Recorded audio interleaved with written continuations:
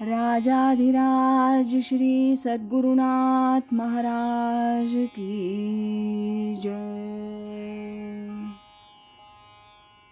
तीर्थस्वरूप परमपूज्य श्री रामराय गोविंद केळकर तथा श्री दासराम महाराज यांच्या वचनांवर आधारित श्री दादांचेच अंतरंग सत्शिष्य न गोखले यांनी लिहिलेल्या नित्य नवा दिस जागृतीचा या ग्रंथातील आज ऐकूया 28 एप्रिल या दिवशीचं चिंतन। माणसाने चालना करावी, उपासना पारखून घ्यावी, पण एकदा का अनुभव आला की संशयखोर न होता पाऊल वाट चोखाळावी तरच तरणोपाय आहे। व्यवहारात काय किंवा परमार्थात काय, संशय हा वाईटच। संशयात्मा विनश्यती असं गीतेत म्हटलेलंच आहे। संशय हे सगळ्या असफलतेचं कारण आहे।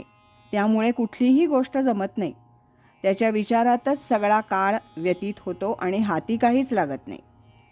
डोळे झाकून किंवा बुद्धी गहाण ठेवून परमार्थ करावा किंवा उपासना स्वीकारावी असं कुठेच आणि कुणीही सांगितलेलं नाही, निदान भारतीय तत्त्वज्ञानात तरी नाही। तद्विधी प्रणिपातेन परिप्रश्नेन सेवया, विनम्र होऊन पण काय प्रश्न असतील, शंका असतील त्याचं निरसन करून घ्यावं। सद्गुरूंना जरूर प्रश्न विचारावेत, मनातल्या शंका दूर करून घ्याव्यात असंच सांगितलंय।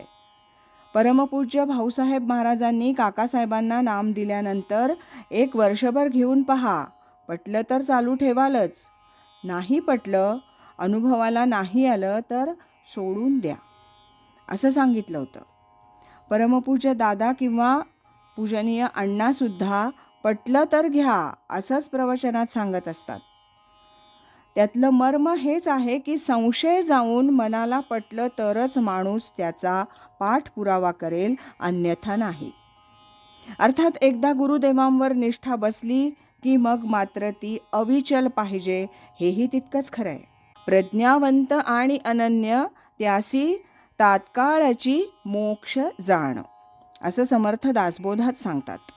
म्हणून मला कुठला मार्ग पटतोय, कुठलं साधन माझ्या प्रकृतीला योग्य होत आहे याची पारख जरूर करून घ्यावी।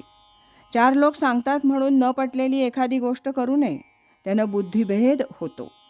तो टाकून साधन निश्चित करावं, पण एकदा का निश्चित झालं की मग मात्र इकडे तिकडे पाहू नये। जसा उदेला गभस्ती अशेषही मार्ग दिसती, तितुकेही काय चाली जेती सांग पार्था असं माऊलींनी म्हटलंय। एकदा आपली पाऊलवाट ठरली की बाकीचे राजमार्ग दिसत असले तरी ती सोडू नये। एका पाऊलाची वाट काय करावं बोभाट, हे लक्षात ठेवून संशय सोडून अविचन निष्ठेनं मार्गक्रमणा सद्गुरु कृपेनं निश्चित पार पडेल असा दृढ विश्वास हवा। राजाधिराज श्री सद्गुरुनाथ महाराज की जय।